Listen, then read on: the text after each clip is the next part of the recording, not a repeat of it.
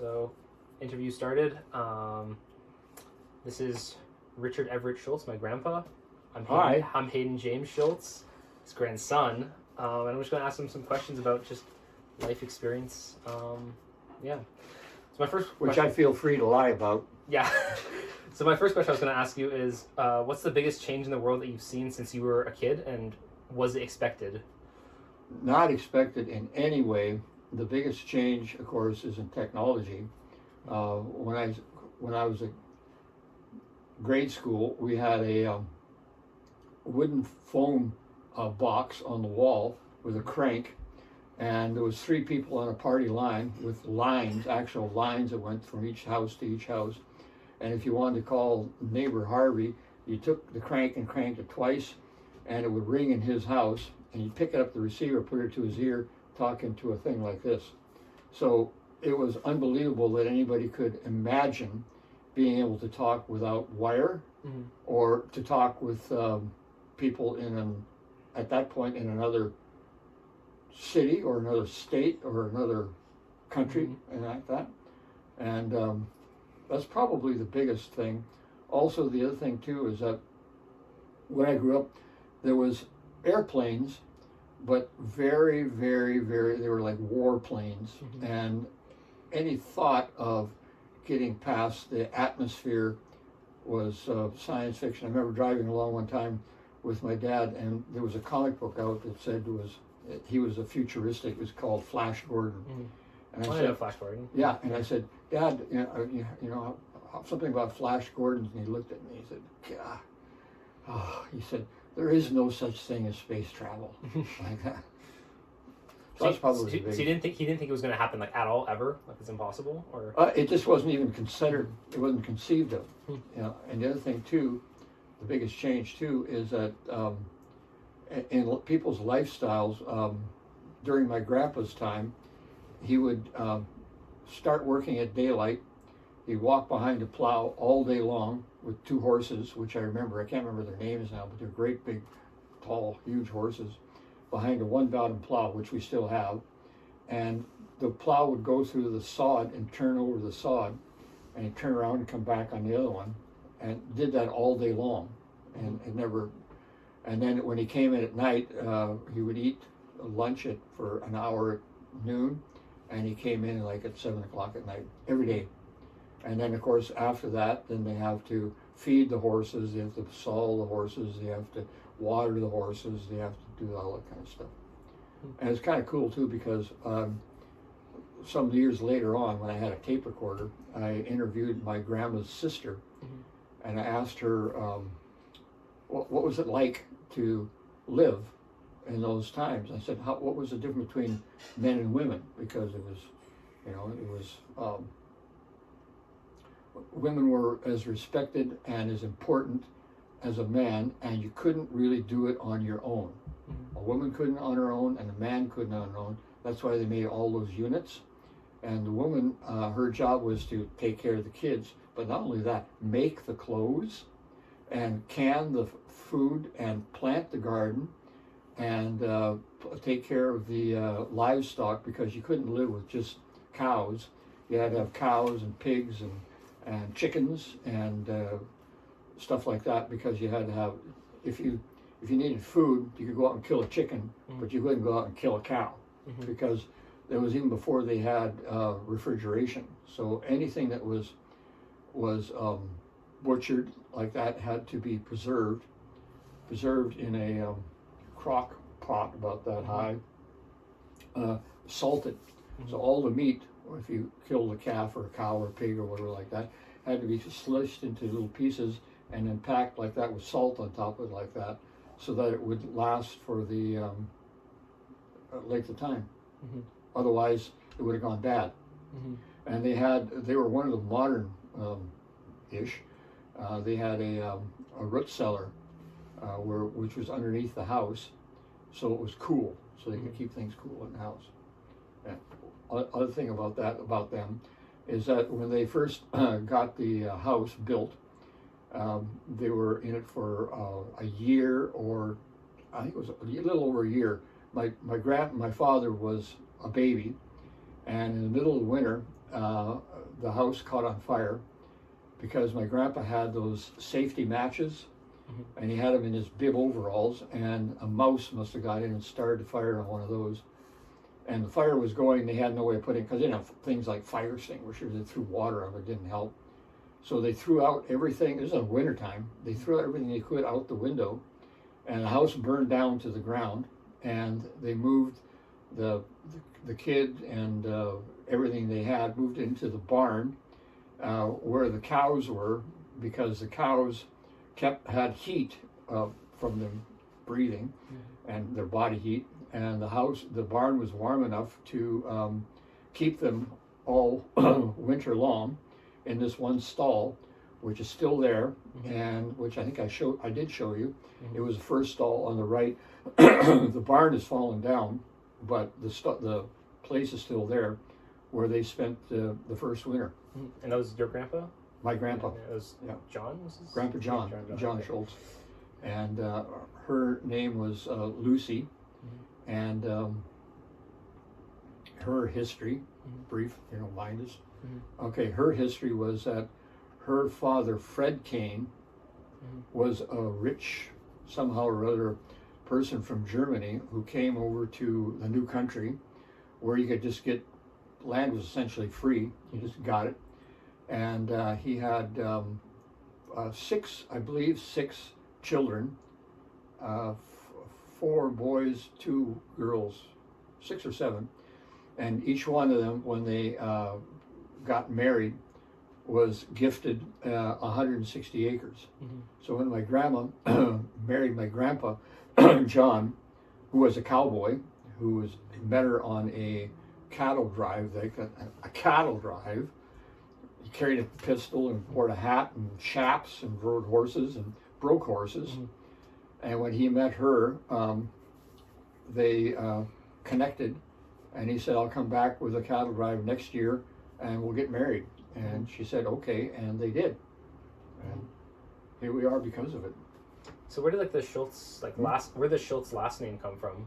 Schultz, was John's parents there for a while before, or there was the Schultz. There was a bunch of Schultzes came over from, of course, Germany, and he has Grandpa John had I think 2 brothers, maybe more.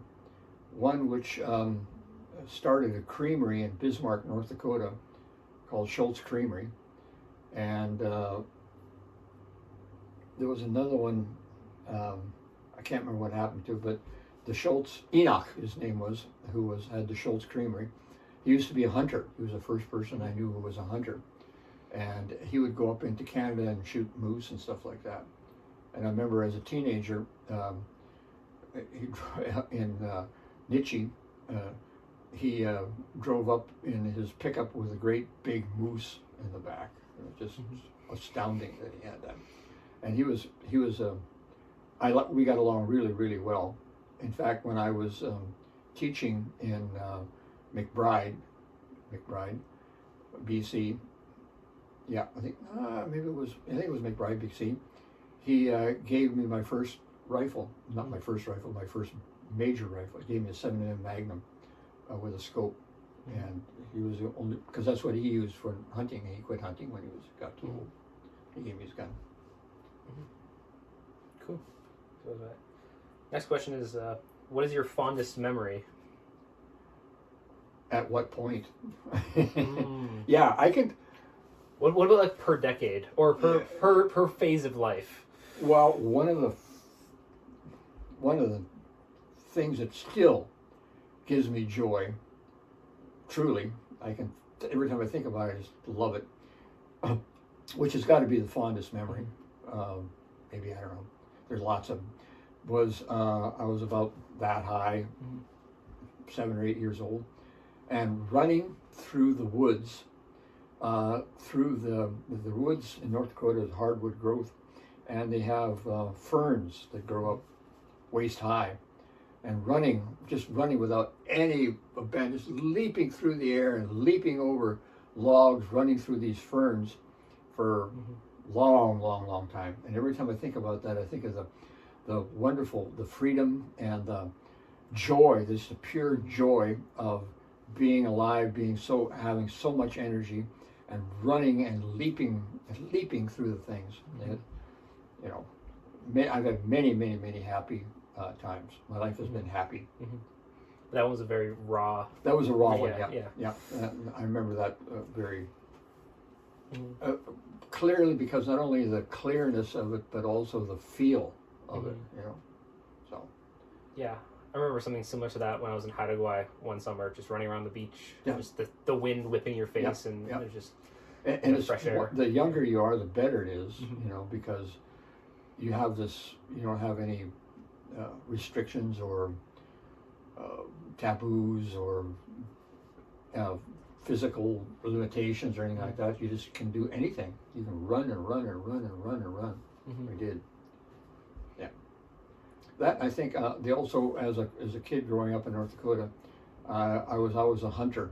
I was started hunting when I was very young, and got my first .22 when I was probably 9 years old or something like that. And I always hunted for fur. Because I made all my. There's no way to make money in North Dakota. There's no jobs, and there's no way to make money. So the only thing that has value is fur bearers. So I'd shoot rabbits, and I'd shoot fox, and I'd shoot grouse to eat and stuff like that, and skin them out and sell the fur. I couldn't even name all the wonderful memories. You know, first car probably, or first, you know, bike or shit like that, you know. But I've been extremely fortunate to have all those really good memories. That's good. And no scary, well, some scary ones, but not too bad. Speaking of the scary ones, if I can get this out of you, what is your worst memory? If you are willing to share that. Oh, the only reason that you're here, and I'm here, and your dad Jesse's here, and daughter Lisa's here, was because specifically a crack in the ice. Oh, yeah. A crack in the ice. Briefly, I was in college, married, had no money, living in a trailer with daughter Lisa, and no way of working, going to school full time, super heavy program. And in the spring, there was my friend Don came over, and he said that beaver are worth $20 a piece. And a beaver, a $20 beaver, $20 was, gas in the car. That's trailer rent for a month. It's food. It's like everything. All we had was, we were living off of whatever we could grow in the garden or whatever I could shoot. And here it was spring, and the river, North Dakota was really curvy like that, and the river had was overflowing, and the beaver, which don't make dams there, they dig holes into the side. They were all been flooded out of their houses, so they're on the shore. And our idea was that we could take a kayak or a boat and go down the middle of the river and shoot the beaver on the side. And all we needed was like 1 or 2 or 3 beavers, and that would have been a month's worth of income. So my friend Don came over, and he had an old piece of shit boat, about 12 feet long, with 2 pontoons like that, and 2 paddles. And we were gonna go the next day, and my friend Butch, that saved our both lives, he came over and he said, "You guys have any life jackets?" I said, "Life jackets? Why would you have a life jacket? We're not going to swim." He said, "You stay right here." So he went home and he got 2 life jackets, which saved our life. And the next morning at daybreak, we were out, and I was wearing a pair of what you used to do in those days was wear hip waders, and they're rubber boots that come up to your hips, and they tie to your belt. And behind the knee is not a strap, kind of like a strap where you tie it, and then you roll it down to the knee so you can walk with them easily. And we went out at daybreak, and the river was going really fast, and it was still ice, pieces of ice in it. And we looked at the river. I remember looking at Dawn, and it had a kind of a hiss to it. Mm-hmm. And I decided to not tie my hip waders, and I didn't tie the thing behind my knee, just in case I had to pull them off. And we got in the kayak, and as soon as we got in the kayak, the water just took us. And we were out paddling in the middle, and he had a big rifle for the long shots, and I had a short 22 in case there was a beaver in the water. And we had a gaff, like a fish gaff, to pull them out of, if we've got one in the water, we throw it in the boat like that. And we had gone, there was 2 bridges where we put in, and there was another bridge about maybe 10 miles away where there was a second bridge. So the plan was to float down the river, all this curvy river, and come to the bridge and then pull out there and then drive home. So we had left a car in each place, right? And we got in, and we had gone maybe, I don't know, half a mile or something like that, and we turned the corner, and still gives me a chill. Turned the corner, and here the entire river was an ice jam, not a flat jam like that, but with the pieces up like this, and the ice was about 16 inches thick, something like that. So when the ice would hit the jam like this, sometimes it would push up, sometimes it would suck under. But the whole river, from end to end, from side to side, was covered by this ice jam, as far as we could see it around the corner. You know, not 50 feet or something like that, but like around the corner. So if you went under the ice jam, you have no chance. And we went, holy shit. And we started paddling towards shore, and with his, we paddled as hard as we could, but didn't do any good. There was a tree that sat that slid down from the bank and was in the middle of the river. And the kayak hit the tree sideways, and hit the tree and just capsized like that. And there was a branch right there, otherwise I wouldn't be here. There was a branch right there that I could stabilize. And Don got like his jacket on, and the kayak went down, and he was swept away towards the ice jam, which was probably 50 yards away, something like that. I can't remember, but you could see the ice jam was like that. And I was safe on the tree, but the boat started to break up, and I could have climbed the tree, but I was stuck in, I would have died in the tree. So I just said, fuck it. And I took off, swim as hard as I could towards the nearest shore. And as soon as I got, I hit the ice, and the ice was hit from here all the way down. The ice was, like 2 feet, something like that. And the pressure of the water pulled off my waders, otherwise I'd be dead, and pulled off my socks, and I could feel my toes touching on the underside of the ice. And the other thing about being submerged in ice water instantly with clothes on is that all you can do is go like that. You can't breathe out. Like that. And I hit the ice, and I was able to hold on, but it was like right here up to my neck. And I was moving, and Don yelled at me. He said, "What are we going to do?" And I said, "Move this way," because I was closer. And I was moving along, and I'd gone maybe 6-8 feet, something like that.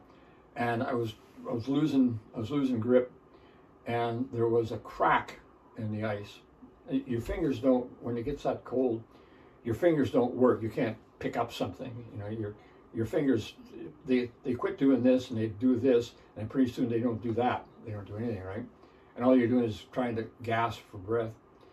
And we're in ice water, and there was a crack there between the 2 pieces of ice, and it was big enough for me to shove my fingers in like that and make a fist. And if that crack in the ice wouldn't have been there, none of us would have been there. because I was able to get my fist in there, and with my fist as a purchase, I used to swim, used to be lifeguard. And I swam, used the flutter kick myself up on top of the ice, got onto the ice, and crawled onto the ice, and Don said, "I'm going." I looked over maybe 20, 30 feet away, something like that. Don was under the ice, and the water had just gone up to his chin. And I jumped barefoot, jumped onto the piece of ice that he was on, and never forget it, one of those things you don't want to forget. All of his fingers were scratching, he had pulled all his fingernails back, all his fingernails were scratching into the ice, and you're leaving little blue marks into the white ice like that. And the water just went over his mouth and started to get to his nose, and all I could see was his eyes are about this big, looking at me like that. And I reached down, and like, he was way bigger than me. He was like 200 and some pounds, and probably another 100 pounds of gear on him. I mean, unbelievably. And total adrenaline. And I picked him up by the shoulders, and I lifted him out of the water and turned him over and stood him on the ice alongside of me. And we looked at each other like that, and I still had his rifle on my shoulder. And we were out in the middle of this ice jam, and if you stepped onto a piece of ice, if it was a small one, it would go shoo, like that and be sucked underneath. So what I did is we went through big chunks of ice, and I would hold the rifle barrel, and he would hold the stock because he wasn't real good on his feet. And I would go first and hold the rifle barrel, so he would go on to the next one, and the next one, and the next one, until we got to shore. We got to shore, but we were miles from anywhere, becoming hypothermic. I'm barefoot. There's maybe a foot of snow in the woods, and it had melted because, in spring, and there was a crust of ice on the top of the snow. And he looked at me and he said, "What are we going to do?" And I said, "I'm going to run for it, follow my tracks. If I don't make it, carry me." He said, "Okay," because he had shoes on, he had wool stuff on. I was barefoot, and my hands barely worked. So I took off running, and so when you're running like that, your feet smashing against the ice crust, they start to bleed, and they bleed quick. And so I was leaving these bloody tracks through the ice, where the ice crust was on the snow. And I remembered, again, as clear as anything, I remember reading about the Indians back in the old days, when they would freeze their feet, they would take a willow bark or willows and smash their feet like that to bring the blood back. So I didn't have anything like that, but I took my belt off and I whipped my feet until I could feel them, because I couldn't feel them at all. I was running on stumps, my feet were just stumps. I smacked them like that until I could feel them, and then I'd run some more, and until I couldn't feel them, and smack some more like that until I couldn't feel them. And I followed the thing back, however many miles it was, got back to the car, and sat down in the car, and I didn't have the keys. I couldn't get in the key. I couldn't get in the car. So I sat there and shivered until Don showed up, and he got in the car. We started up the car, and we drove home to the little trailer we had. He had a trailer, I had a trailer. We were right next door to each other. And I went in with my bare feet, and I turned on the bath water to hot, and I laid in the bath water with all my clothes on and got warm. That's why we're all here. Because that crack in the ice would have been over there instead of right there. I wouldn't have been here. Dad wouldn't have been here. You wouldn't have been here. None of us. So just total accident of, accident. Yeah, that's great. That is a pretty rough memory. Well, but it's an adventure at least. Yeah, something you can remember. You'll remember, 60 clear. years later. Yeah, absolutely clear. Never forget the crack in the ice. Yeah. Yeah. The other thing, the thing that I remember most, besides the crack in the ice, was bending underneath the ice like this, and my bare feet, my bare toes, touching the underside of the ice like that, as I was trying to pull my pants off. Anyway, that's that story. That's a good story, yeah. Yeah, true story, absolutely everything true. I won't say anything true. My next question is, let me just see that this is still recording. So let me just make sure. Okay, it's still recording, that's good. What are you most proud of that you've done? Oh. So many things. So many things. I think the most it'd have to be a list. High on the list would be starting Instituto Cultural Guadalajara, starting the Mexican summer session in Guadalajara, which was the largest summer cross-cultural studies institute in Latin America, and growing it from 11 students to 886, I think it was, when we ended. And we had Fulbright. We were the only recipient of Fulbright scholarships, and we made unbelievable amount of money in Mexico. I made in those days, or in, I'm not sure which, 57 million pesos we made in those days, which is 10%, probably 10 to 1 now. And it was, I went on speaking tours. I had, I think it was 11 or 20, something like that, colleges, universities that were affiliated with us. And all of our credits were completely transferred right across the board to like UCLA, NDSU, Seattle, Washington, every major university in the United States and Canada took our credits at face value, and we had the highest accreditation anywhere. And I did it for 5-6 years, something like that. How old were you when you did that? I started when I ran for my life when I was 31. So 5 years before that, so probably 25-ish. Graduate school. I was in graduate school. The reason that it happened was the year before I went into graduate school, I decided I was going to go to graduate school because I was tired of teaching high school. I only taught 1 year or 2 years. That was enough. When dumb people, I want to teach university, right? So I went to graduate school and went through a master's. And at the end of the first year, after I was putting a year of hard labor in, at the end of the first year, I was reading the fine print or talked to somebody or whatever it was, and he said, "What language are you going to have?" And I said, "Language? Why would I want to have a language?" He said, "You can't graduate with an MA without a foreign language, and you have to have a B or better in a foreign language, period." So holy fucking shit, man. What am I going to do? I don't speak anything, barely English, right? So the year before, I had gone down to Guadalajara on a road trip with a friend of mine who had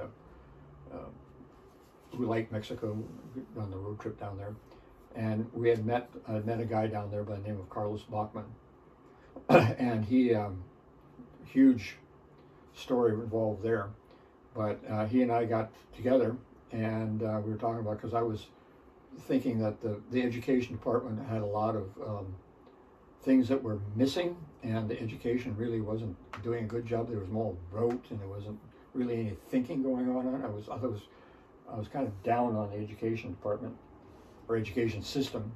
So I said, "What's the chance of starting a school down here, starting a high school?" And he said, "You can't start a high school because it's government, but you can start a private university." I said, "What do you got to do for that?" He said, "I'll check into it."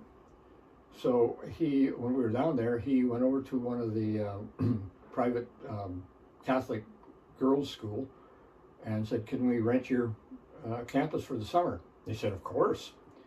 So I said, well, all we got to do is get enough students to come down here to take courses, and we're rocking.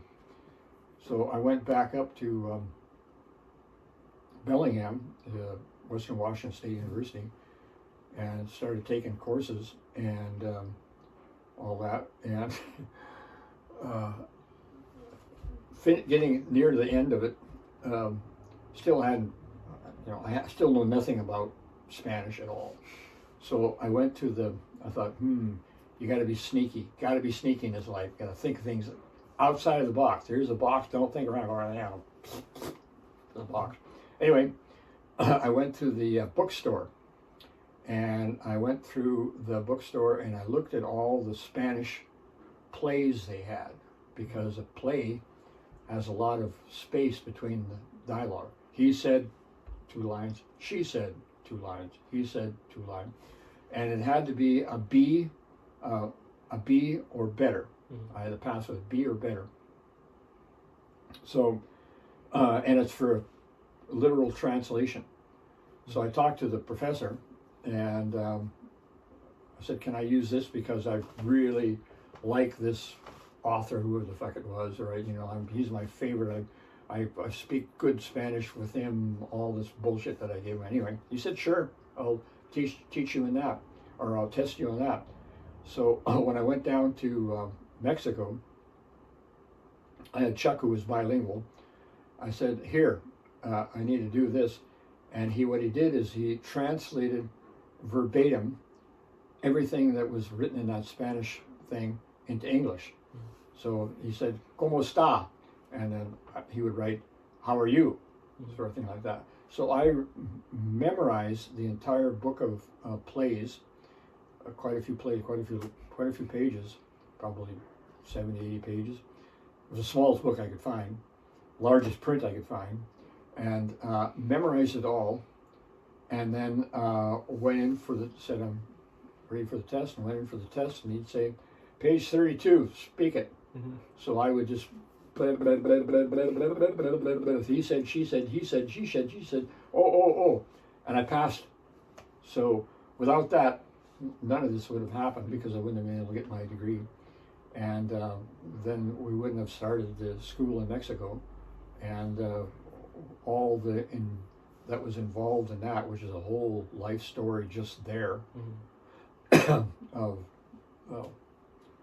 being shot at, being almost killed many times, it was before there was drug cartels. It was, nobody smoked pot, or there was no drugs there. It was before it was drugs.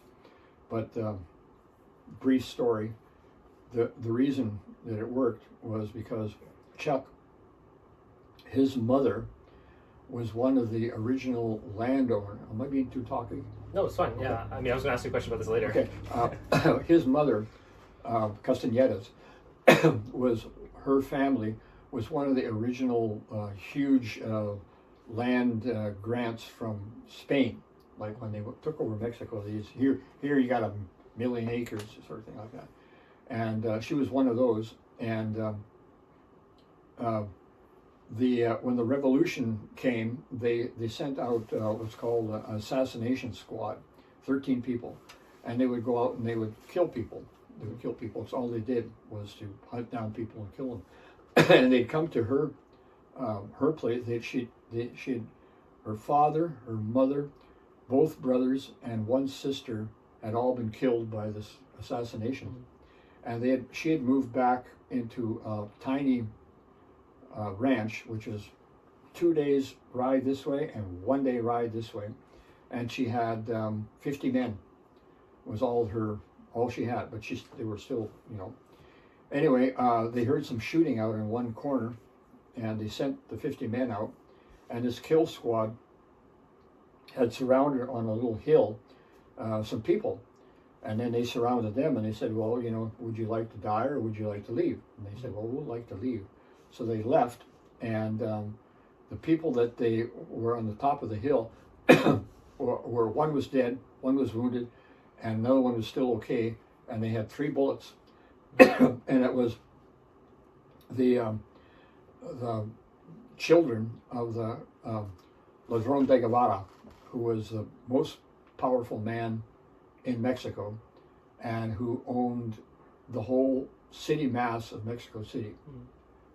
Billions and billions and billions of dollars. Anyway, so because they saved him, he owed Chuck's mother a life debt. And because he owed her a life debt, Chuck was her child, so he owed Chuck. And because I was his cousin, he owed me. So we had, by making that political connection, I had access to the most powerful people in Guadalajara and the most powerful people in Mexico. I was above the law. I could have done anything. And all I had to do was say, I'm a primo to Carlos Castañeda, Ladrón de Guevara. And it's happened many, many times. I'd be in a bad situation, and all I had to do was pull out the Ladrón de Guevara, and he went, oh! And like one time, it was a long story, but anyway, it was a bad situation, and I said to, by the time I could speak Spanish, and I said, I'm going to forget about this, but I want you to know that I'm the primo of Ladrón de Guevara, and if you don't turn around this minute and walk away, all of you will be dead in 2 days. And he went, yes sir, like that. So that's the way it was in Mexico. So you were you actually like cousins with Chuck, like blood cousins? Or we made up the cousin part. Okay. There was no blood there, okay. But because you can't do business in Mexico without having a blood relative, because no relative will screw another relative. It's like I couldn't possibly do anything to hurt you. You couldn't do anything to hurt me because we're blood. Whereas Bob over the way, he's expendable. But blood relation is totally sacrosanct. Nobody does that and so and then Chuck and I made the blood pact, that we're primos forever, and no matter what, whatever he did reflected on me, whatever I did reflected on him, and it actually, that whole thing saved my life at the very end when I left Mexico, is because it was a long story, but anyway, I was in the central office, and he was taking over the business, and he had always had 2 bodyguards, and this morning he had 1 bodyguard, and I was in there, and I had my dark glasses, I had my pistol in my pocket, and I was going to have it out with him, and I told him what the situation was, because I knew what he had confiscated, the bank was on his side, blah blah blah. There was just nothing, But I said, look, when I get back to Seattle, I'm going to kill this deal, which was a terrible, terrible, terrible, stupid thing to say. But I couldn't stop myself. And he stopped and looked at it like that, and he looked at the bodyguard like that, and he said, kill him. But the bodyguard knew that I was his cousin, and he hesitated. And the moment he hesitated, I was out the door, and I looked through the crack in the door where the door was open like that, and the bodyguard went like that, and Chuck said, kill him! And I jumped and I ran. I ran down the street, I got in the car, took off, and drove out of Mexico towards the southern part of Texas, was the closest way. So that's the reason that I made it. Yep. True story, absolute all true. Oh, another thing too. We Puerto Vallarta, big resort. We had money because we made so much money off the school. So there was this guy in Puerto Vallarta who owned. It's a resort. He owned the mountain all the way down to the beach, and it was 38 acres. So I bought 38 acres of Mexican prime beachfront real estate. And what we were going to do is put a casino on the top with a chairlift that went down to the beach, so the tourists could go on the beach, step on the chairlift, go take up to the top where the casino was going to be. And also I had title to Square City Block in Guadalajara, and also had the start of an international school for the main Mexican technology, would have been the main Mexican technology university, using all the new shit like computers and stuff like that. And I was given a Square City block in Piedras Negras, which was black rock, and it was all we had to do was develop it. But what happened was Chuck got greedy, and he decided he didn't need me anymore, and why work for it when you can just cash everything else in, and all he had to do was get rid of me. Mm-hmm.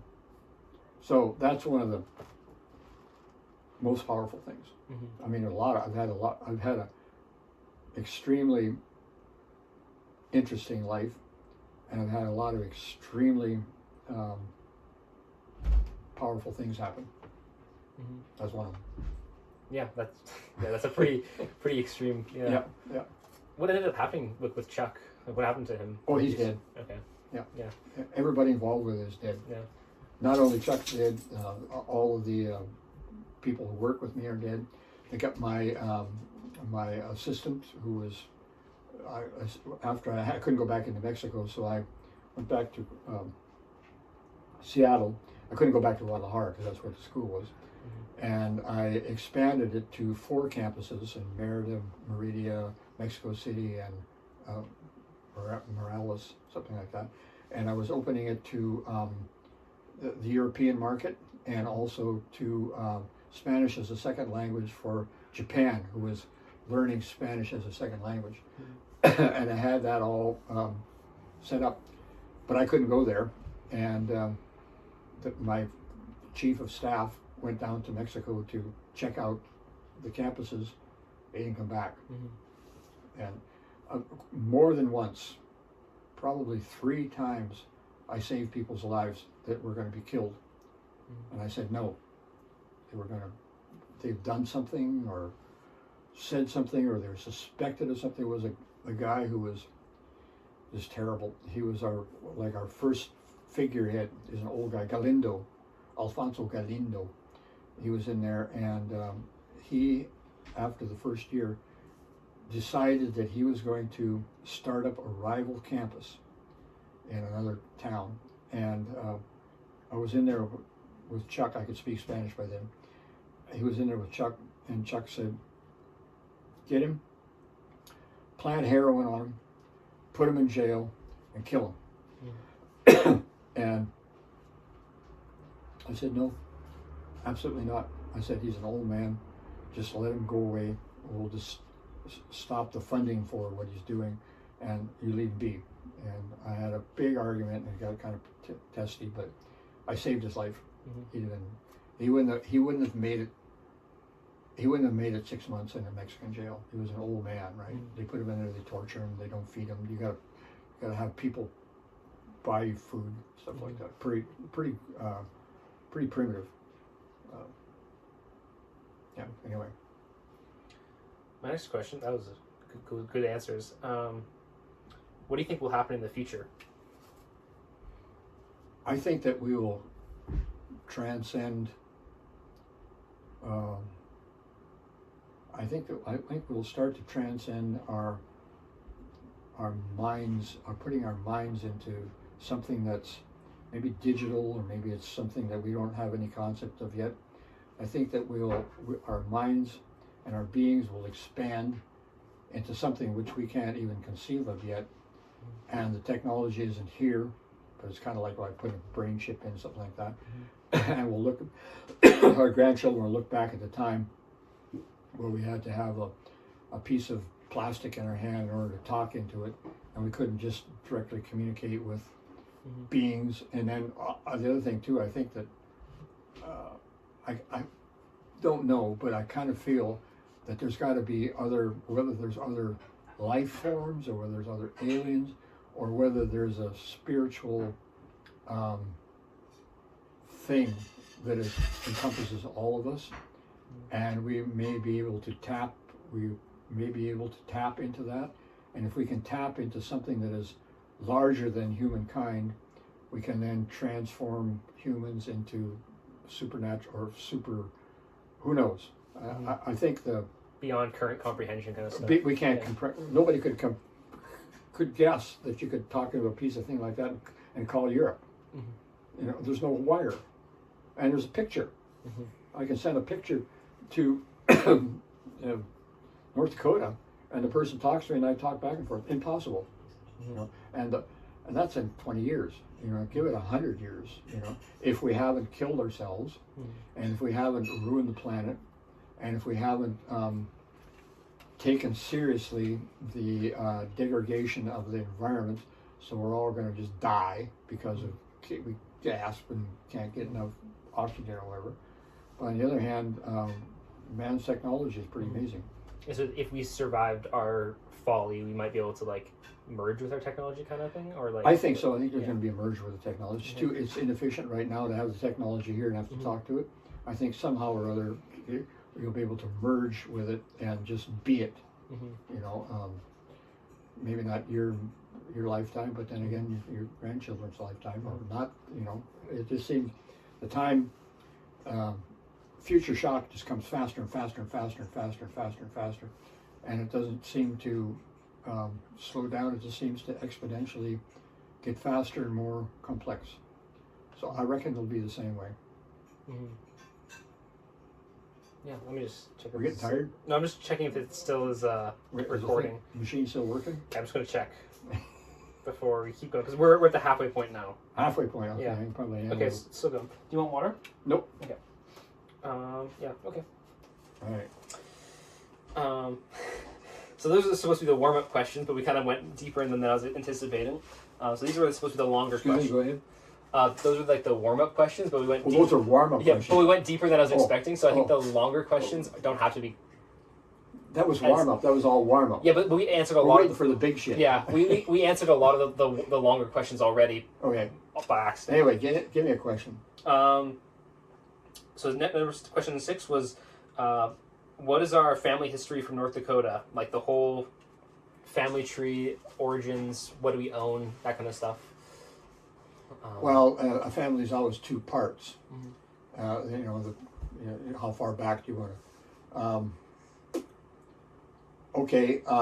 Like how far back do you remember it, or can you trace it? I can trace it back to my grandfather meeting my grandmother in Schultz in North Dakota.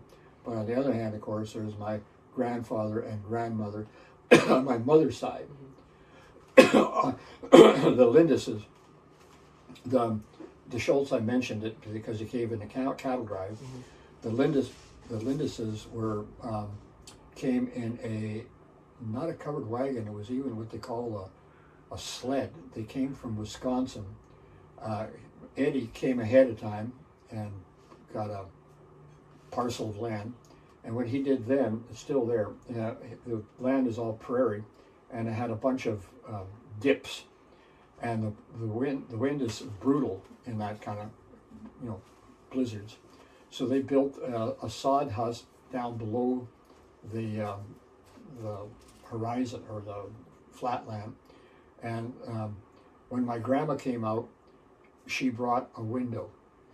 It was the most amazing thing. She bought a window. And what they did before that is they would take a skin for light. They would take a calf skin or a deer skin or whatever like that, scrape it really, really thin, and tack it over the hole, and living like that. And the Indian uprising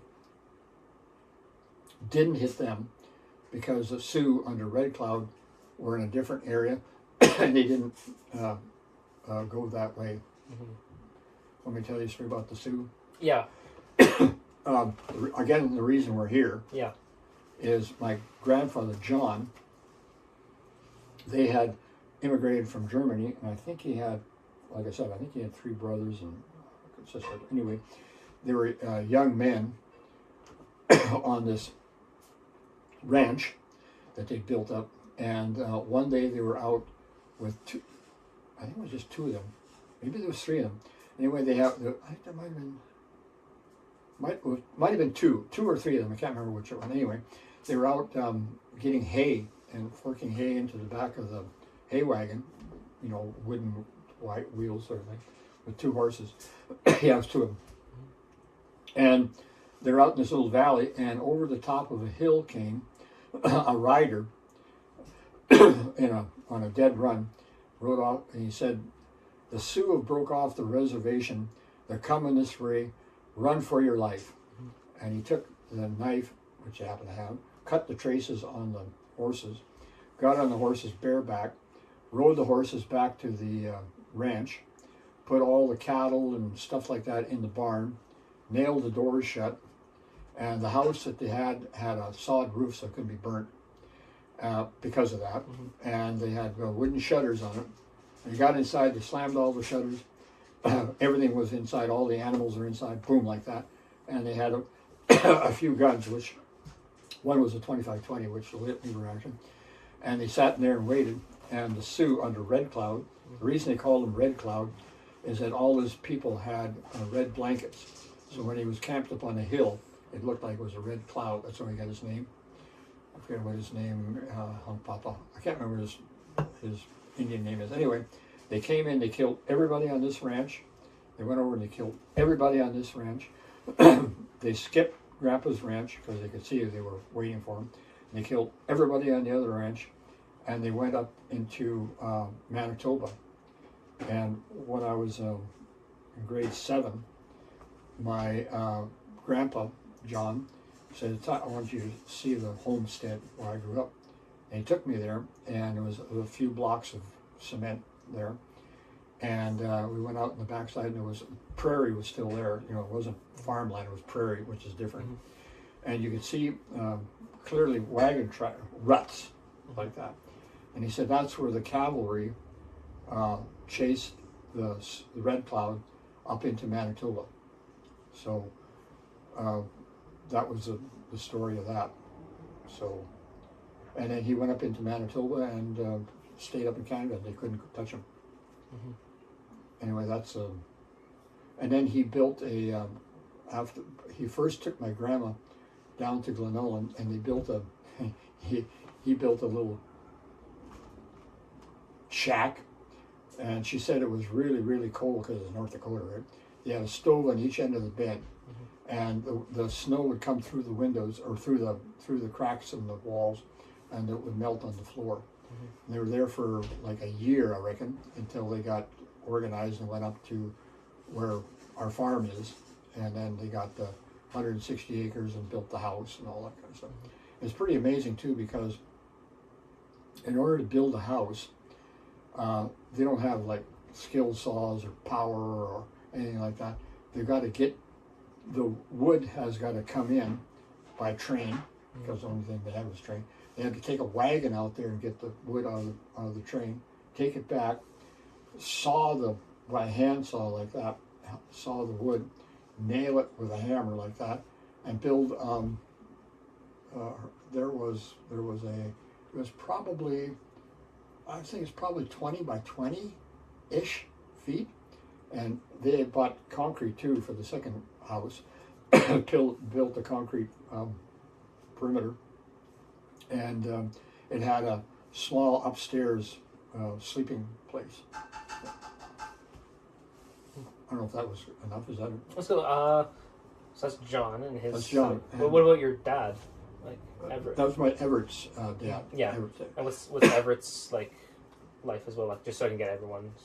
What? What's Everett's story? His story was he was the one who was born in the house which burned down in the wintertime and spent the winter and everything. And he had one sister, Marguerite, and she was a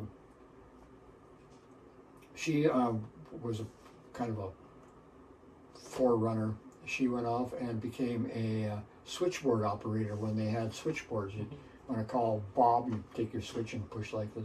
She went to Fort Wayne, Indiana, and she left the farm because in those days the men did the farming. The farm was willed or given to the boy, oldest boy. Dad was the only son, right? So he got the farm, and started farming. And once he started farming with my grandpa, there was two of them then, and they bought another 160 acres, and then they bought, over a period of time, about another 160 acres. And all together, we own, I think, 740 acres, 720 or 740 acres. And the land is all connected because you want to buy the pieces close to, because you had to run, go a long ways to farm it. Mm-hmm. And they started buying pieces that were further apart. And when my dad went off to war, Grandpa bought this 80 acres of woods where the homestead is, or the farmstead is now. And I remember as a kid, kid like that, because they've had an old house that they had found on the woods someplace, and they pulled this old house with a tractor and some skids to where it is now. And I remember going inside with a hammer and knocking on the wall, knocking paint down, getting paint in my eyes. And what they did was really smart. There's a coulee, and they put the house right at the edge of the coulee, and they took the tractor with a loader and dug a hole underneath it, so you could put your car underneath the house. It was the only place that had a hidden under-house garage, and the house sat right on the coulee like that. And that's where I grew up. And the coulee never filled up with water. Well, it did once after a big flood, but and so you had this nice view, and you had this driveway that went around like that. And when it was really cold, you just drove in like that, pushed a button, and the door came up, and you set the car underneath it. Wow. Yeah, very nice. Really nice, rather than going out there, plugging it in, sort of like that. Mm-hmm. And then what was Everett doing during the war? What was Everett doing during the war? He was he had they called him up, and he was a engineer. The song was, "Engineers are hardy deers. They lives in caves and ditches. They bangs their jocks against the rock. Those hardy sons of bitches." Wow, that was a song that he had. So he was an engineer. So when they were fighting the Germans, they they'd blow all the bridges. So the engineers would have to go out and fix the bridges or blow the bridges, or depending what the situation was, and fix roads and shit like that. He never talked about it. Mm-hmm. But near the end of the war, for whatever reason, he became a prison guard. Mm-hmm. When they brought the Germans in, they put them in camps, and they have all the Germans were kept there. And it was kind of cool because his name was Schultz, the Germans could relate to him. Mm-hmm. So he became kind of friendly with the prisoners. And one of the prisoners, which I have, the ring, which is in Francois Lake in a box, one of the prisoners made a ring for my dad. It's made out of, I don't know what it is, but it's got 3 little lines in it, which is some pieces of glass they filed down, something like that. Mm-hmm. So kind of a silver ring, something like that, because one of the Germans was a ring or a jeweler. Mm-hmm. And he was in there until the war ended, and I was already, he had married my mom before he went to war, and they got pregnant right away, just like me. Mm-hmm. And so I was born in the Lindis family side, and I never saw my dad until I was like 3 or something like that, 3 or 4. And he came back with a lot of, looking back on it, he had probably had a lot of terrible things happen to him. Quick-tempered, angry, judgmental. Mm-hmm. We didn't get along very well. Yeah. I was a free spirit, and he was not having any of that shit. Mm-hmm. Because when the last thing when Judy and I got pregnant in grade 12, and of course I was still living at home, and came in after, found out, and I went to my mom, and I walked up to her and I said, "Hello, Grandma." Mm-hmm. And she went, like that, and I went into the bedroom and sat in the bedroom and waited until Dad came home, and they were talking like that. And I'm in grade 12, and he walked into the bedroom and looked at me with this cold look and said, "You made your bed, now lay in it, get out, you're disinherited, I have no more to do with you, out." So what do? You know? So I took everything that I had and I put it in the back of my 57 Chevy, which is the car I had. Yep. Wait, 53 Chevy. I had a 53 Chevy. Put it in the back of that, drove off, slept in the car for a couple of days, and it was with Judy. And I thought, well, and I went to the local banker, which is a Citizen State Bank in Ritchie, North Dakota. And the banker's name was Jim Duncan. And I went in there, grade 12. And I said, "Jim," I said, "I'm pregnant." I said, "My dad has disowned me. He's going to give me nothing. I'm totally on my own." I said, "I have two choices. I can go to Grand Forks and try and find a job as a mechanic, or I can go to Mayville State University, State College, and become a teacher. Judy and I will become teachers, and I promise to pay you back." He said, "What do you need?" I said, "I need enough money for a year's tuition. I need enough money for a trailer house and a freezer and a tow to the trailer house to Mayville." And he looked at me, and it was so cool. He sat back like that, and looked at me like that, and he said, "Sign here." Mm-hmm. Without that, I never could have done anything. Mm-hmm. I would have been a mechanic in North Dakota. Mm-hmm. None of us would have done any of the things that I probably wouldn't exist. None of us would have been like that. I mean, who knows? But without him saying, "Sign here," it was pretty amazing. Mm-hmm. And we paid him back in 3 years. Mm-hmm. Mind you, we were unbelievably poor, but that's okay. Mm-hmm. That's what you do when you're young. So tell me about it. Yeah. Yeah. We're gonna take a break, or we can if you want. Well, how much more? I have 4 questions left. 4? Yeah. We're getting a little hoarse, but okay. And you want water? No, that's all right. We can take a break if you want. No, it's okay. Okay. My next question, we kind of already covered the next question a little bit, but like, what's your history, like your life story? Not necessarily all the details, but just like the general like stages that you've gone through. My life story is.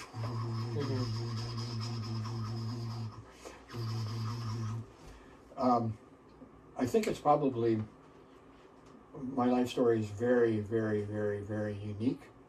Never met anybody else has done any of the things that I've done. And I think probably it because I'm dyslexic. I was born dyslexic. And dyslexia is you do everything in, your mind works in visual. You have pictures. And that can be used to great advantage or not, depending on so for example, for college and graduate school, I learned to read 3 or 4 times faster than anybody else, because when I look at a word, I don't see the word, I see what the word means. So looking at I can read a book like this, and every word that I see the words, but I don't see the words, I see what the words mean, and I'm following the word, the pattern as it goes, and anything that I can, and so therefore, in graduate school and in school, I would be able to read 4 books that somebody else has won. And I learned how to write really fast too, because again, you're visualizing it. And I could write twice as fast, and I could read 4 times as fast. So I had an advantage in all the classes. The other people read the book once, I read it 4 times. And when we did a test, other people would write a page, I'd write 4 pages, 5 pages. All bad spelling, because when you look at a word, like when you're dyslexic, say if somebody says, "What does THE mean?" I have no idea. T-H-E just sounds to me. It's just a T-H-E, it means sounds. But I have to, in my mind, I have to put the T and the H and the E together. Instantly when I put it together, I know what it means. I know all the history, I know everything about it. But without putting it together like that, you know, so there's advantages and disadvantages. But the advantages is that anything that I can imagine, I can do. If I can imagine it, and I can imagine anything, I can do it. Whether it's hunting, whether it's trapping, whether it's slumlording with beat up old piece of shit houses in Prince Rupert, or whether it's in graduate school, or whether it's doing karate, or whether it's doing yoga, or it's self-image, whatever I can see, I can do. If I can see it, I can do it. Thus far, I've been able to see the most interesting things. I mean, I went up to, after I left the Mexico thing, I thought, well, I wonder what it's like to live in the far north with the Indians.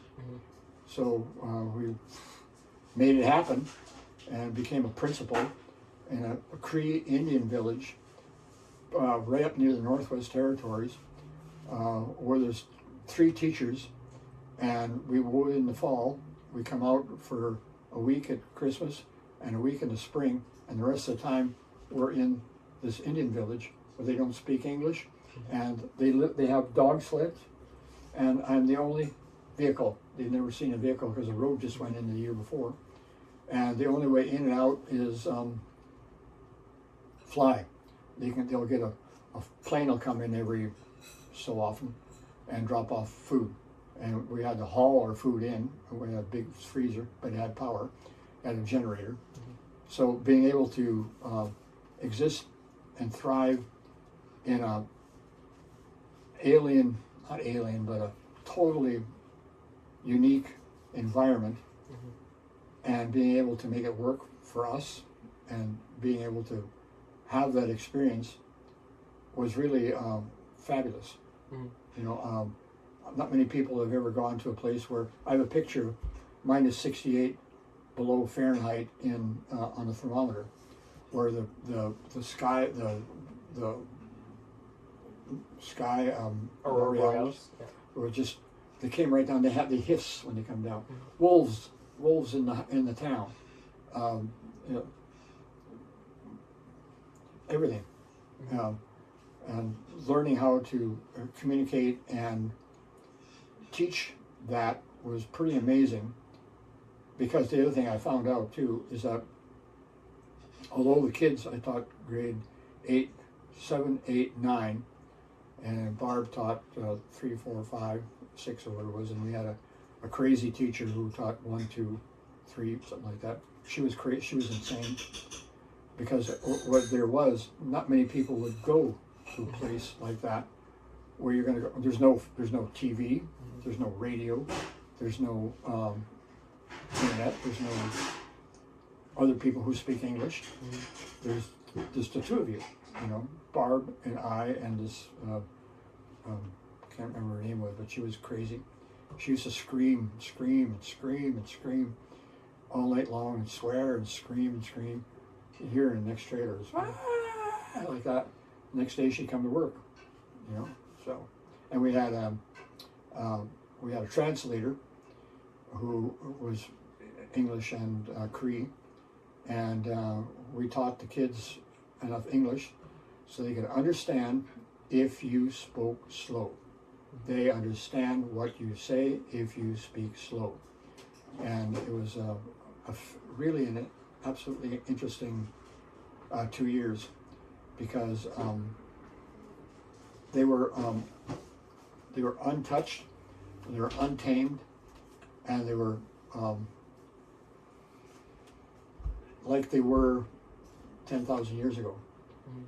Family unit was huge, and they played tricks on each other all the time. The kids had big, beautiful smiles, and their skin was good. There was no booze, there's no alcohol, nothing like that, because they're too far away. And it was really quite amazing. We went up one time. I had my Bronco.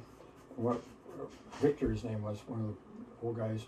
We went out and as we were driving down this road, we shot grouse. We shot 25 grouse, and we got out to this lake, and there's a great big huge bear, which is the wall, the thing that's on the wall in Francois Lake. And the bear looked at me like that, and I shot the bear, and it ran into the woods, and it was dark, pitch dark. And we took the flashlight, following up a wounded bear in the dark with the flashlight. We found the bear dead and gutted it out and skinned it out. And the thing about it, which was so cool, is that the bear has a hole right here from a 12 gauge shotgun, and with all the BBs and the wad in the hole. That bear had attacked somebody, probably sleeping at night, and the person had moved over like that and shot the bear, me to you away, no further, because then the shotgun spreads, right? And in the hole, which is about that big around, was all the BBs, number 6 shot, so he was hunting ducks, and the wad which pushes the thing out, and right like that. So that's when you look at that bear hide in the wall, there's a hole like that, and that's because it's even stretched. That's because when we skinned it out, that's what it was. And it was so cool because we went back to the village, Trout Lake, and we distributed all 25 grouse and the bear hide and the bear meat, and I felt like a conquering, warrior coming back from a crusade or something like that, because I fed the whole village, or we fed the whole village, and everybody got an equal share. I got an equal share. They got an equal share. No, there wasn't no here you get because you're cool, you get more. Everybody got the same. And in recognition, they tanned the hide and gave me the hide. So that's what the hide is on the wall. That's cool. There, yeah, big, huge black. Okay. Yeah. So camera people, the camera ran out of storage, so we lost like 10 minutes of stuff, and then take 2. So you were going to talk about Fred Kane. You wanted to discuss. Yeah. My great-grandfather, Fred Kane, came over from Germany, I mentioned that, and had a whole bunch of land, and built a beautiful big house with his wife was a classical pianist. She played in Carnegie Hall when Carnegie Hall was first started. Anyway, one night he was in the front room reading a letter by candlelight like this, and someone shot him through the window with a shotgun, blew away the side of his face and one eye, and he got up and was fighting his way out, and as he went through the back door, this person came through the door with a hatchet. He was going to chop up things and make a fire. He started chopping on him with a hatchet, and they fought. And they fought their way outside. It was dark, and Fred got caught on the barbed wire fence, and they kept chopping at him. But he fought his way off, and he got into the woods, into the black, and made his way, unbelievably, to Nietzsche, which is about 4 miles away, something like that. And they took him in there, and they said, "There's nothing we can do. You're just going to die." So they put him in the hay barn to let him die. But 2 days later, he wasn't dead. So they came in with a sled or wagon, one of the two, and took him to Pembina, where there was a doctor, and they patched him up, and he lived. Anyway, after that, when the cops came, they went to the guy's place, which is called Morris, and arrested him, and they found out that he had been hiring migrant itinerant workers on the farm and promising to pay them in the fall. But when the time came to pay him, he hit him on the head with a hammer, killed him, threw him down the well, and the well had 3 bodies in it. So he went away to jail. But part of the story is Fred Kane's daughter, Lucy, was like a Romeo and Juliet with Morris's son, can't remember his name. Anyway, they wanted desperately to be married, but the two families said, "No way, your people tried to kill our people," so they wouldn't let them. And Lucy then married my grandpa John, and the house was still there maybe 5 years ago, and daughter Lisa made a painting of the house, and that's what the story is in that. Why did Morris try to kill Fred? He was in love with the wife, and tried to figure if he killed him, and then had a fire, it would destroy all the evidence. That would take care of the evidence, and then if they'd come home, the house was burnt, and she'd be a lonely widower shoulder to cry on. Yeah, something like that. Huh. Yeah, that's a story about that. Interesting. I didn't know that part. I just knew that he got shot in the face. That's the side of his face. Yeah. There's a picture. It's in North Dakota of Fred Kane holding somebody on his lap. So it's got to be. I guess it's probably got to be my dad. A baby about this big on his lap. The only picture of him and his side of his face has got one eye. Crazy. So we got that. We got cut off before we finished answering the last question, which was basically about your life story. So just to quickly go through it. So you grew up in North Dakota. Just correct me if I'm wrong on any of this. Then you went to school, to do some teaching. Yep. Then you went to Mexico, had all that those shenanigans that we talked about. Then you went up north and taught like indigenous people in Trout Lake and then Peace River. Yep. Ended up in Cadott Lake. Cadott Lake, yeah. Which is a bad place. I think I mentioned that. Yeah. Unless it got cut out. Whatever. If it got cut out, a very, very, very bad place. And then we went to, was it Francois Lake and then Haida? Yeah. I went to Francois Lake and bought 78 acres of lakefront on Francois Lake and built a three-sided log house. The reason I got the house really cheap because the guy across the lake was cutting wood for a railroad ties, and the guy he had working for him had broke the tape, and all the ties had to be 8 feet. And the guy he had working for him broke the tape measure and then taped it back, so all the ties that they worked on all winter long were 15 feet. So they had no value. So they cut them at 8 feet and gave me the 7 foot pieces. Well, I got them really, really, really, really, really cheap. And we put them in the water on No Moose Resort, which is across the lake, and pulled them behind the boat to the other side.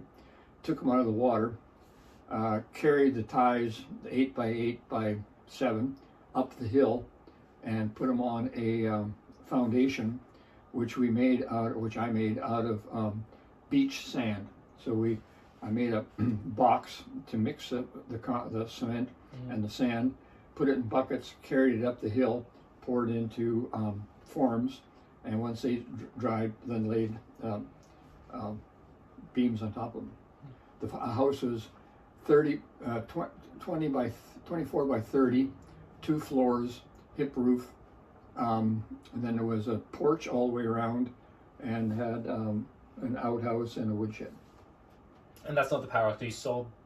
You sold that one, yeah. Sold that when you were going to Masset. Yeah. And then after that, I think I probably mentioned, but I had 2 job offers. I think I mentioned this. Sure. Yeah, but I'm not sure if it cut out or not. Okay, we made it cut out. Anyway, I had 2 jobs. I sent off something like 300 resumes because I had good job things. I sent off 300 resumes, and I got 2 clear job offers.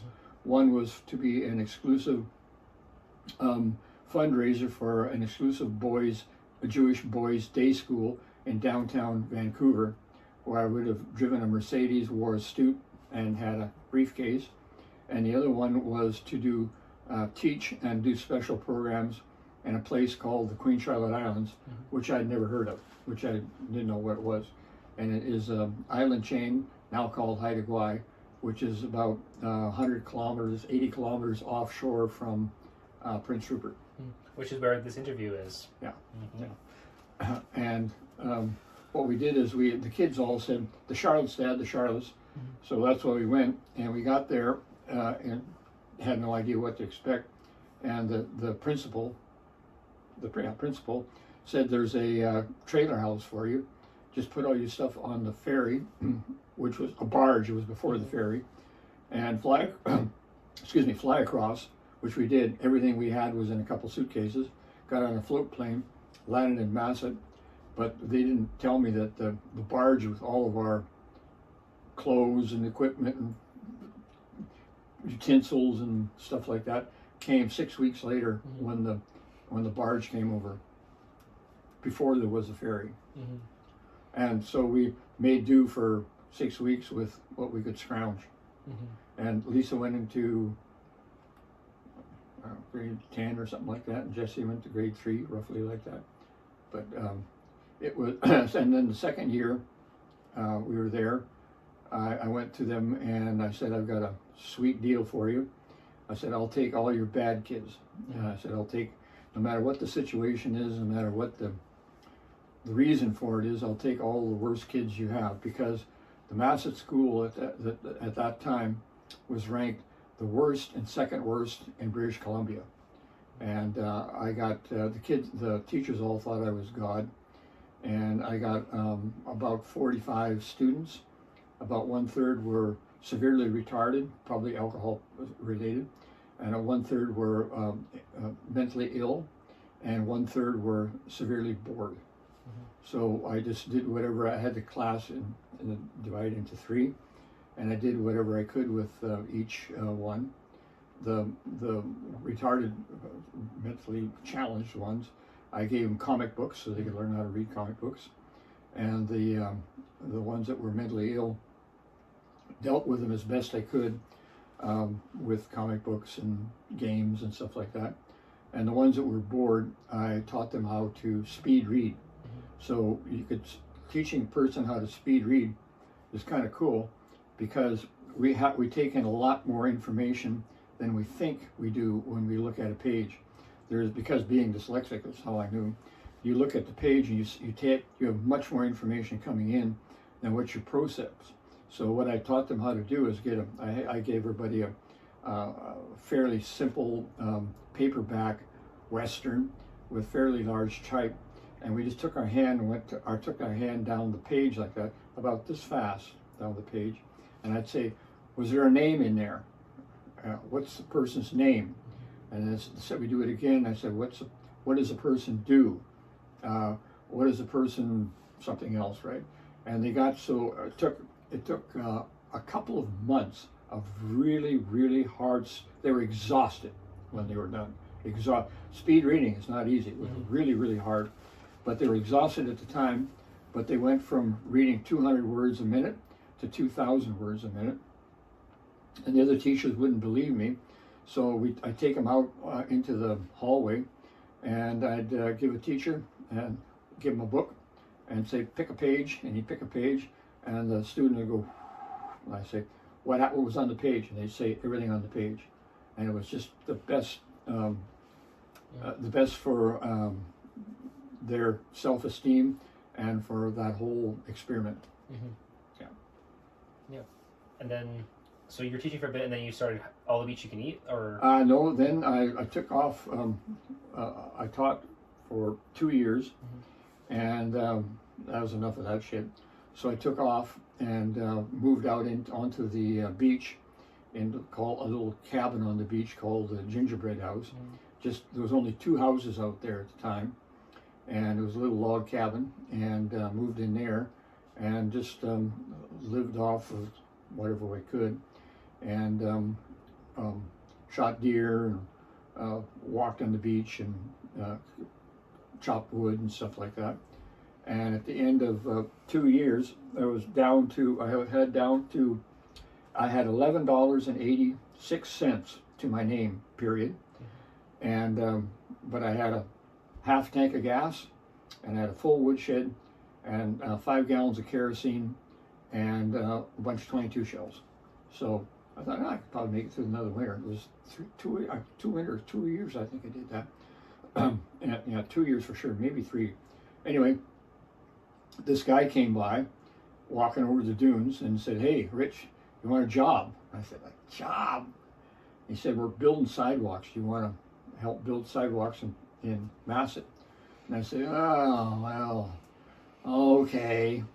And I started on as a worker, figuring out which end of the shovel is the dumb end. The dumb end of the shovel is the top part. And we built all the sidewalks in Massa over one winter. And I saved all my money. And at the end of the year, I had a couple $1,000 or whatever it was. And I bought the state-of-the-art digital photography equipment. Digital, not digital. State-of-the-art film photography. Yeah. It was before digital. And I became a photographer, and I would photograph weddings, and I had a little quick point and shoot for weddings, and of course a regular one with the lens. And then I started at the same time taking outdoor photos and printing them up, and I would specialize in lichen and moss and fungus and things like that on the beach, various stuff like that. And then I was making good money selling those photos. So I would take trips. Like one year, all I photographed was glaciers and waterfalls. Went around British Columbia, and okay, I'm so glad I checked because we only lost like a minute. I'm gonna have to keep periodically checking this to make sure it's still recording. So let's see. So yeah, we got the glaciers and photography, and went down to Victoria and started photographing flowers and Victoria, things like that, and selling. And I made a brochure for the greeting cards, and I designed a little spinning rack. And I stayed a winter in Victoria, and went around to all of the stores that I could, and would go in there with a portfolio and say, "Do you want to buy these greeting cards by the dozen?" And I sold tens of thousands of them, and at the end of the year, I sold over 100,000 photographs total. At the end of the year, I said, that's enough.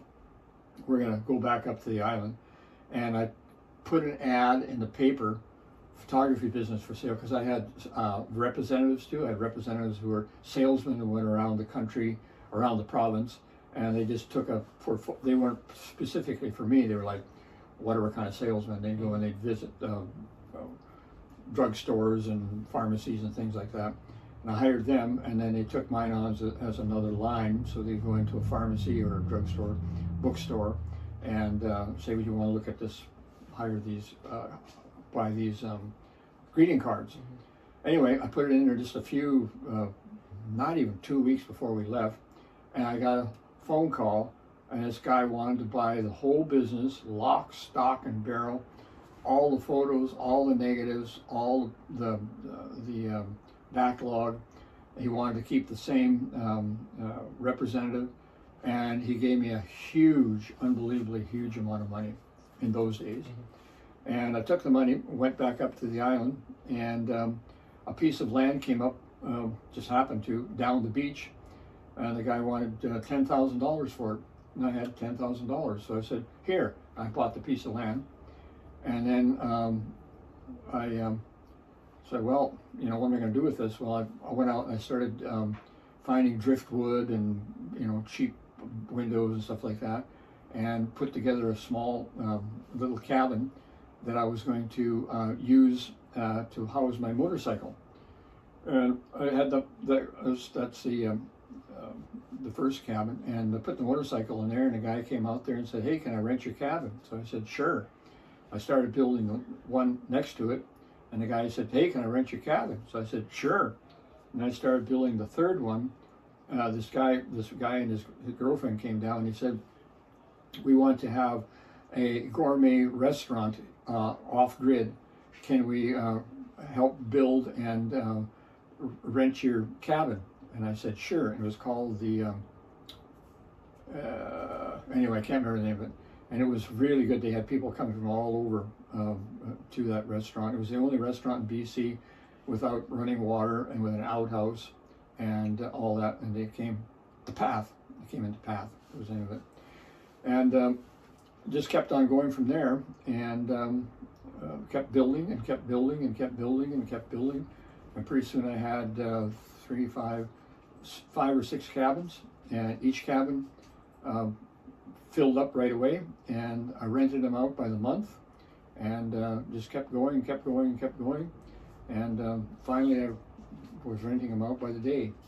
And it was just the beginning of there was no tourism before that because there was no place for people to stay, so they'd have to go to Masset, which was a dump, and stay in a shitty little hotel with a ridiculous price, or they could come out and stay on the beach at my place. So I called it Rapid Richie's Rustic Rentals, Reasonable Rates, Beach Cabins for the Unplugged. That was the sign, and it became famous forever, everywhere. And at the same time, there was a local newspaper, the Haida Gwaii newspaper, and I put an ad in there, but that was too expensive. So I started writing a little article. I would have Richie's video reviews. It was during when everybody had video, things, movies.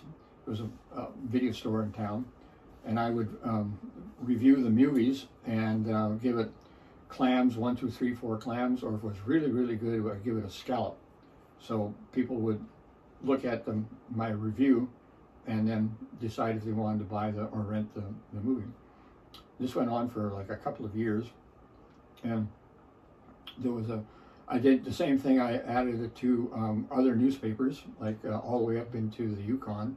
So I was in probably maybe a dozen newspapers, all done for free. You know, I'll change. All I wanted was 1 square inch of space, and then I would give them free advertising. You know, so I did that, and it just became more and more and more and more and more, and it blossomed. Yeah. And the other thing, just to be a little bit of context, before I started any of this, before I did any of it, the 2 cabins, which was the 2 small cabins, I called them the duplex, because probably 4 or 5 years or more before that, yeah, I was sitting on the beach in the ginger house, a little log cabin. I was sitting there, looking at the water, and here comes a bird, comes flying right towards me. It looks like it's going to fly in through the window, and I'm backing up in my chair, thinking that this bird is going to fly into the window and smash itself onto the thing. And I get back in the window, and it turned, made a quick turn, and went out and sat on a log in front of the cabin, and it made 14 by count different sounds. I thought, holy shit, what is that?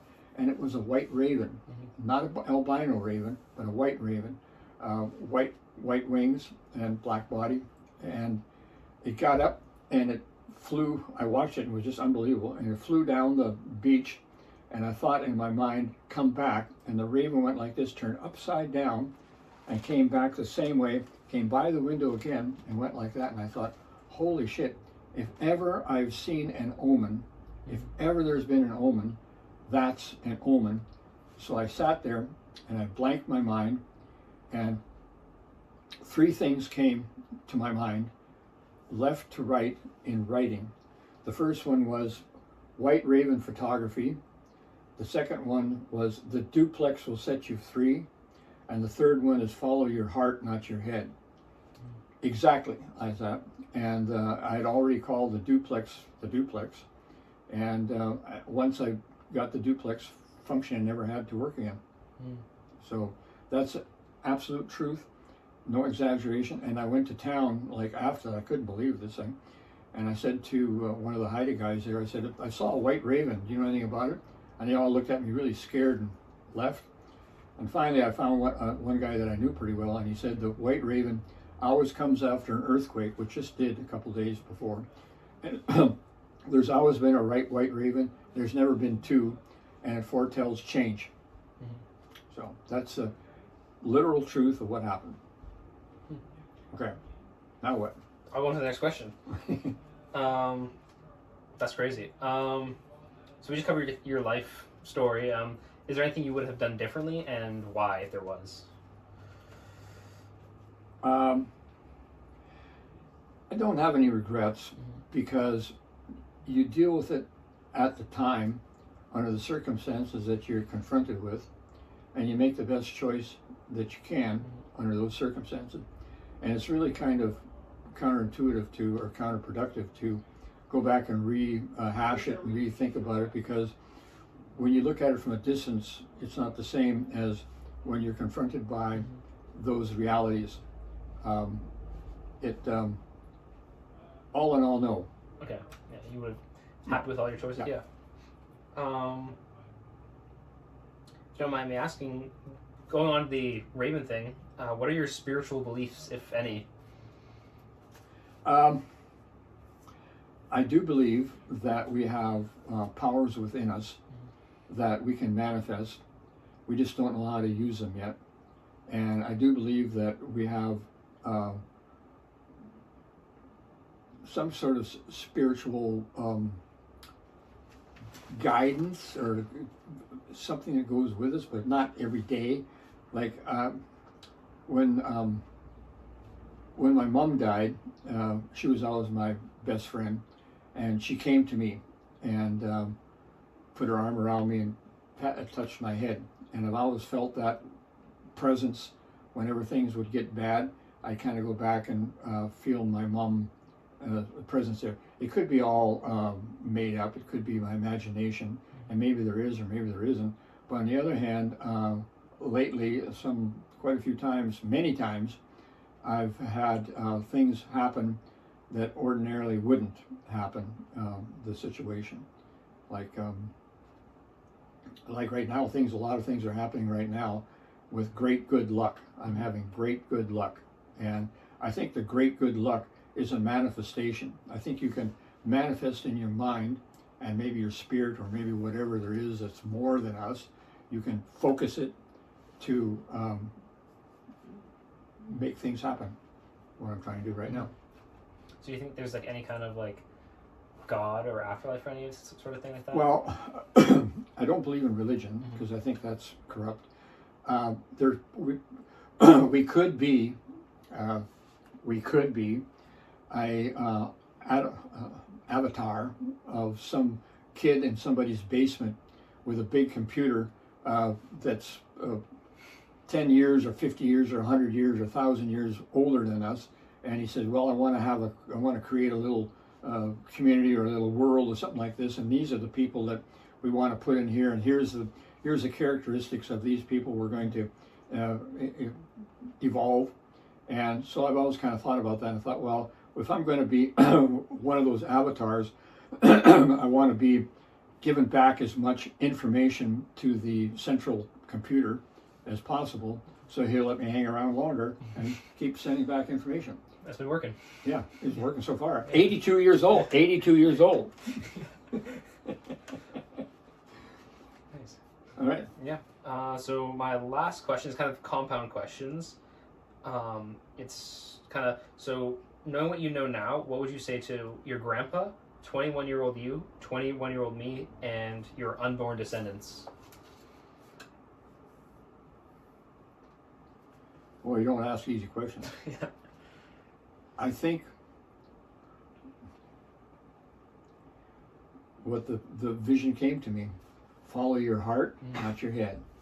You can follow your head, that's practical, but you have to follow your heart, because that's what makes you, that's what gives you the force, is following your heart. You follow your head because you need to make 1,000 decisions. You know, should I do this? Should I do that? Should I do this? Those are head thoughts. But heart thoughts is, how do I feel about this? And is there some subtle nuance or some subtle influence that I should be aware of, or that kind of thing? And I think any advice that I would have to future generations is that the same one that I got was, follow your heart, not your head, but follow your head as well, but secondarily. So you think it's a very like broad that applies to, Yeah. pretty like timeless. Yeah. Timeless. Yeah. Yeah. Nice. Well, that was all my questions. Was there anything else you wanted to say before we ended it? I can't think of anything right now.